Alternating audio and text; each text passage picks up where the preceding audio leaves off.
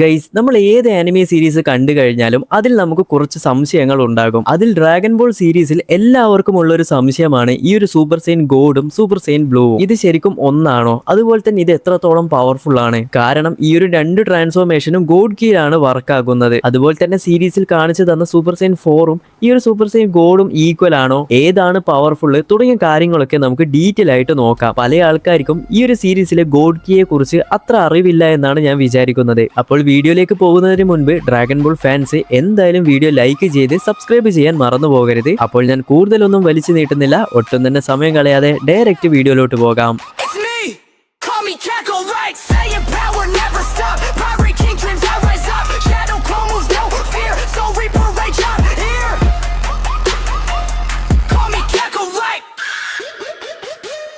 Dragon ball സൂപ്പറിന്റെ തുടക്കത്തിലാണ് ആദ്യമായിട്ട് നമുക്ക് super സെയിൻ God കാണിച്ചു തരുന്നത്. അതായത് നമ്മുടെ ബീറൂസിന് ഈ ഒരു സൂപ്പർ സെയിൻ ഗോഡ് എന്ന ട്രാൻസ്ഫോർമേഷനെ കുറിച്ച് മനസ്സിലാക്കി എർത്തിൽ വരികയും നമ്മുടെ ഗോകു സൂപ്പർ സെയിൻ ഗോഡിലേക്കും മാറുന്നു. ലാസ്റ്റ് നമ്മുടെ ഗോകു ട്രാൻസ്ഫോം ആയത് നമ്മുടെ സൂപ്പർ സെയിൻ 3 ആണ്. അതിനുശേഷം ഇവിടെ നമ്മുടെ ഗോകു സൂപ്പർ സെയിൻ 4ഓ അല്ലെങ്കിൽ മറ്റേതെങ്കിലും ട്രാൻസ്ഫോർമേഷൻ ആണ് നമ്മൾ വിചാരിച്ചിരുന്നത്. എന്നാൽ പെട്ടെന്നാണ് ഡ്രാഗൺ ബോൾ സൂപ്പറിന്റെ തുടക്കത്തിൽ തന്നെ സൂപ്പർ സെയിൻ ഗോഡിലേക്ക് മാറുന്നത്. അപ്പോൾ ഈ ഒരു സൂപ്പർ സെയിൻ ഗോഡ് അഥവാ ഈ ഒരു ഗോഡ് കീ എന്താണ്? സെയിൻസിന്റെ കീ എനർജി നിന്നും ഈ ഒരു ഗോഡ് കീ എന്തുകൊണ്ടാണ് വ്യത്യസ്തമായി നിൽക്കുന്നത് നമുക്ക് ഡീറ്റെയിൽ ആയിട്ട് നോക്കാം. അതായത് ഇവിടെ 5 സയൻസിന്റെ കീ എനർജി കൂടി ചേരുമ്പോഴാണ് ഗോഡ് കീയിലേക്ക് മാറുന്നത്. അതായത് ഇവിടെ ഗോഡ് കീയിലേക്ക് കൺവേർട്ട് ആകുന്നത്. ഇവിടെ നിങ്ങൾ ഒരു കാര്യം മനസ്സിലാക്കണം, ഗോകു ഇവിടെ ഗോഡ് കീയിലേക്ക് മാറുമ്പോൾ ഇതൊരിക്കലും സയൻസിന്റേതായിട്ടുള്ള എനർജി അല്ല. അങ്ങനെ ഗോകുവിന് പുറമേ നിന്നും ആ ഒരു ഗോഡ് കീ കിട്ടുകയും ഓട്ടോമാറ്റിക്കായി തന്റെ ആ ഒരു പവർ റെഡ് കളറിലേക്ക് മാറുകയും ചെയ്യുന്നു. എന്നാൽ ഇവിടെ നിങ്ങൾ മറ്റൊരു കാര്യം നോട്ട് ചെയ്യേണ്ടത്, നമ്മുടെ ഗോകു സൂപ്പർ സെയിൻ ഗോഡിൽ മാറുന്ന സമയത്ത് ഗോകുവിന്റെ ഹെയർ നിങ്ങൾ ശ്രദ്ധിച്ചിട്ടുണ്ടോ? ആ ഒരു നോർമൽ ഹെയർ ഇല്ലേ, അതിലൊരു റെഡ് കളർ അടിച്ചാൽ എങ്ങനെയുണ്ടാകും അതുപോലെയാണ് ഉള്ളത്. അതായത് സൂപ്പർ സെയിനിൽ ഉള്ളതുപോലെ ഷാർപ്പ് ആയിരിക്കില്ല. എന്നാൽ ഈ ഒരു സൂപ്പർ സെയിൻ ഗോഡിൽ ഉള്ളതുപോലെയുള്ള ഹെയർ ആണ് അൾട്രാ ഇൻസ്റ്റിക്കിലും ഉള്ളത്. കാരണം ട്രെയിനിങ്ങിലൂടെ അല്ലാതെ മറ്റൊരു രീതിയിൽ എനർജി അല്ലെങ്കിൽ ടെക്നിക്ക് യൂസ് ചെയ്യുമ്പോഴാണ് ഗോകുവിന് നോർമൽ ഹെയറിൽ തന്നെ ആ ഒരു ട്രാൻസ്ഫോം ആവാൻ കഴിയുന്നത്. എന്നാൽ ഈ ഒരു സൂപ്പർ സെയിൻ ഗോഡ് എന്ന് പറയുന്നത് ഒരു ടെക്നിക്കും എന്നും പറയാൻ കഴിയില്ല, എന്നാൽ സയൻസിന്റേതായിട്ടുള്ള ട്രാൻസ്ഫോർമേഷനും അല്ല. അതുപോലെ തന്നെ നമ്മുടെ ഗോകു സൂപ്പർ സെയിൻ ഗോഡിൽ മാറി നമ്മുടെ ബീറൂസിന്റെ കൂടെ ഫൈറ്റ് ചെയ്യുന്ന സമയത്ത് ഫൈറ്റിന്റെ ഒരു ഘട്ടം നമ്മുടെ ഗോകു നോർമൽ സൂപ്പർ സെയിനിലും മാറി ബീറൂസിന്റെ കൂടെ ഫൈറ്റ് ചെയ്യുന്നുണ്ട്. അപ്പോൾ സീരീസിന്റെ അവസാനം ഇവിടെ എന്ത് സംഭവിച്ചു എന്ന് നോക്കിക്കഴിഞ്ഞാൽ നമ്മുടെ ഗോകുവിന്റെ അകത്തുള്ള ഗോഡ് കീ ഏത് ട്രാൻസ്ഫോർമേഷനിൽ യൂസ് ചെയ്യാൻ കഴിയും. അതായത് ഇതിനു വേണ്ടി സെപ്പറേറ്റ് ആയി സൂപ്പർ സെയിൻ ഗോഡിലേക്ക് മാറേണ്ട ആവശ്യമില്ല. എന്നാൽ ആ ഒരു ഗോഡ് കീയുടെ മുഴുവൻ പൊട്ടൻഷ്യൽ എടുക്കണമെങ്കിൽ ആ ഒരു സൂപ്പർ സെയിൻ ഗോഡിൽ മാറണം. അല്ലാതെ തന്നെ നോർമൽ സൂപ്പർ സെയിനിലും ആ ഒരു ഗോഡ് കീ ഗോകുവിന്റെ ബോഡിയിൽ എപ്പോഴും ആക്റ്റീവ് ആയിരിക്കും. ഈ ഒരു സൂപ്പർ സെയിൻ ഗോഡ് അല്ലെങ്കിൽ ഗോഡ് കീയെ കുറിച്ച് സീരീസിൽ ഇത്രയൊക്കെയാണ് കാണിച്ചു തന്നത്.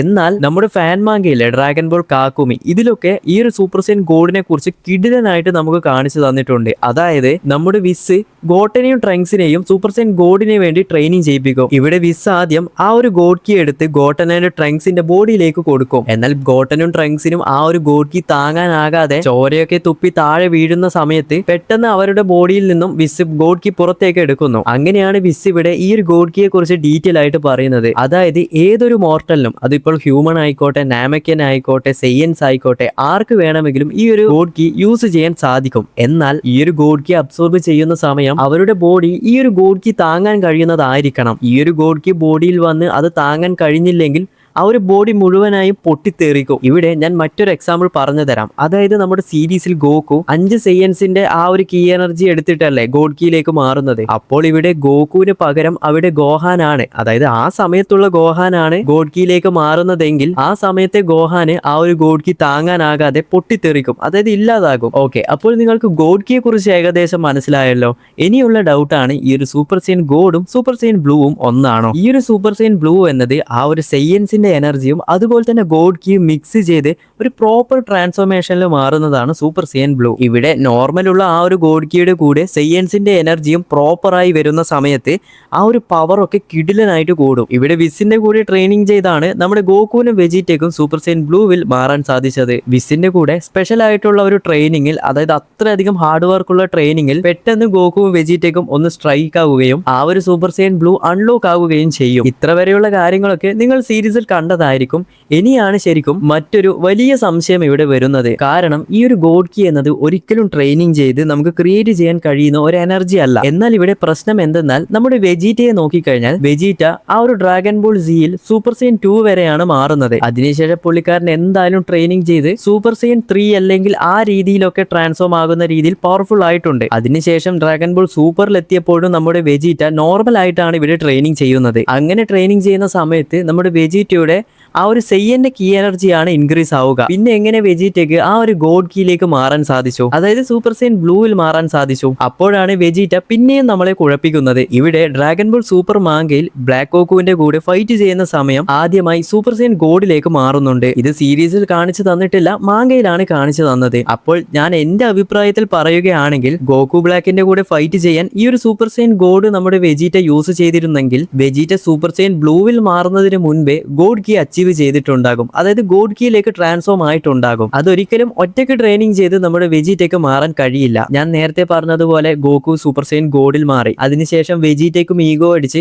എത്ര ട്രെയിനിങ് ചെയ്താലും ആ സയൻസിന്റെ കീ എനർജി ഇൻക്രീസ് ആയിക്കൊണ്ടേ ഇരിക്കുകയുള്ളൂ. ഒരുപക്ഷെ വിസിന്റെ കൂടെ സ്പെഷ്യലായി ട്രെയിനിങ് ചെയ്ത് അങ്ങനെ വല്ലതും ഗോഡ് കീയിലേക്ക് മാറാൻ കഴിഞ്ഞതാണോ? അതുമല്ലെങ്കിൽ ബുൾമയുടെ ആ ഒരു മിഷൻ അല്ലെങ്കിൽ ടെക്നോളജി ഒക്കെ വെച്ച് ഗോഡ് കീ ക്രിയേറ്റ് ചെയ്ത് നമ്മുടെ വെജീറ്റയ്ക്ക് കൊടുത്തതാണോ എന്നും പറയാൻ കഴിയില്ല. എന്നിരുന്നാലും വെജീറ്റ എങ്ങനെയൊക്കെയോ ട്രെയിനിങ് ചെയ്ത് സൂപ്പർ സൈൻ ബ്ലൂവിന് മുന്നേ സൂപ്പർ സൈൻ ഗോഡിലേക്ക് മാറിയിട്ടുണ്ടാകണം. പിന്നീട് ഗോക്കു ആൻഡ് വെജീറ്റ രണ്ടുപേരും വിസിന്റെ കൂടെ ട്രെയിനിങ് ചെയ്തായിരിക്കും ആ ഒരു സൂപ്പർ സൈൻ ബ്ലൂവിലേക്ക് മാറിയിട്ടുണ്ടാവുക. സീരീസിന്റെ ഓർഡർ പ്രകാരം നോക്കുകയാണെങ്കിൽ ഒരിക്കലും നമ്മുടെ ഗോക്കുവും വെജീറ്റയ്ക്കും ഒരേ സമയത്ത് സൂപ്പർ സൈൻ ബ്ലൂവിൽ മാറാൻ സാധിക്കുകയില്ല. കാരണം ഇവിടെ സീരീസിൽ നോക്കിക്കഴിഞ്ഞാൽ എന്താണ് സംഭവിക്കുന്നത്? വെജീറ്റയ്ക്ക് ഇവിടെ സൂപ്പർ സൈൻ 2ൽ നിന്നും ഡയറക്റ്റ് സൂപ്പർ സൈൻ ബ്ലൂവിലേക്കാണ് മാറുന്നത്. എന്നാൽ നമ്മുടെ ഗോക്കുവിന് ഓൾറെഡി ഗോഡ് കീയും ഉണ്ട്. അപ്പോൾ ഗോഡ് കീ ഉള്ള ഒരാൾക്കാണ് ആദ്യം എന്ത് വേണ്ടത്? സൂപ്പർ സൈൻ ബ്ലൂവിലേക്ക് മാറേണ്ടത്. അപ്പോൾ സൂപ്പർ സൈൻ ബ്ലൂവിൽ ആദ്യമേ ട്രാൻസ്ഫോം ആവേണ്ടത് നമ്മുടെ ഗോക്കു ആണ്. ഇത് എത്ര പേർക്ക് കറക്റ്റായി മനസ്സിലാകുന്നുണ്ട് എന്ന് എനിക്ക് അറിയില്ല. എന്നാൽ ഇങ്ങനെയാണ് ആക്ച്വലി സംഭവിക്കേണ്ടത്. ഇനി അതുപോലെ മറ്റൊരു സംശയമാണ്, ഈ ഒരു സൂപ്പർ സൈൻ ഗോഡ് ശരിക്കും അത്രയധികം ഓവർ പവർഡ് ആണോ? അതായത് ഇവിടെ ഞാൻ ഡിവൈൻ ക്രീച്ചേഴ്സിന്റെ ടെക്നിക് ആയിട്ടുള്ള അൾട്രാ ഇൻസ്റ്റിക്ട് അതുപോലെ ഡിസ്ട്രക്ഷൻ ടെക്നിക് ഒന്നും ഞാൻ ഇവിടെ എടുത്ത് കമ്പയർ ചെയ്യുന്നില്ല. ഇവിടെ നോർമൽ മോർട്ടൽസിന്റെ മറ്റ് പവേഴ്സ് ഒക്കെ വെച്ച് ഞാൻ ഇവിടെ പറയാം. തുടക്കത്തിൽ തന്നെ സൂപ്പർ സൈൻ 4ന് ഈക്വൽ ആണോ ഈ ഒരു സൂപ്പർ സൈൻ ഗോഡ്? ഉത്തരം സിമ്പിൾ ആണ്, അല്ല. ഈ ഒരു സൂപ്പർ സൈൻ 4 ഈ ഒരു ഗോഡ് ക്യൂ ആയിട്ട് കമ്പയർ ചെയ്യുമ്പോൾ ഏകദേശം അതിനൊരുമിച്ച് വരും. അതായത് ഒരുമിച്ച് എന്ന് പറയാൻ കഴിയില്ല, അതിന്റെ ഒരു പകുതിയോളം വരും. എന്നാൽ സൂപ്പർ സൈൻ 4ൽ തന്നെ ലിമിറ്റ് ബ്രേക്കർ എന്ന് പറഞ്ഞിട്ടുള്ള ഒരു ട്രാൻസ്ഫോർമേഷൻ ഉണ്ട്. ആ ഒരു ട്രാൻസ്ഫോർമേഷൻ നോക്കിക്കഴിഞ്ഞാൽ സൂപ്പർ സൈൻ ഗോഡിനേക്കാൾ മുകളിലെത്തും. എന്നാൽ സൂപ്പർ സൈൻ ബ്ലൂവിനേക്കാൾ അല്ലെങ്കിൽ ബ്ലൂവിന്റെ ഒപ്പരം എത്തില്ല. ഈ ഒരു ലിമിറ്റ് ബ്രേക്കർ ഒരു കാനോൺ ആയിട്ടുള്ള ട്രാൻസ്ഫോർമേഷൻ അല്ല, എന്നാലും ഞാൻ എടുത്തു പറഞ്ഞതേ ഉള്ളൂ. അപ്പോൾ നിങ്ങൾ വിചാരിക്കും സൂപ്പർ സൈൻ ഗോഡ് തന്നെയാണ് പവർഫുൾ. എന്നാൽ അവിടെയും ചെറിയ ട്വിസ്റ്റ് ഉണ്ട്. കാരണം ഗോഹാന്റെ ഏറ്റവും പവർഫുൾ ആയിട്ടുള്ള വേർഷൻ ആണ് ബീസ്റ്റ് ഗോഹാൻ. ഈ ഒരു ബീസ്റ്റ് ഗോഹാൻ സൂപ്പർ സൈൻ ബ്ലൂ അല്ലെങ്കിൽ സൂപ്പർ സൈൻ ഗോഡിനേക്കാൾ അത്രയധികം ഓവർ പവർഡ് ആണ്.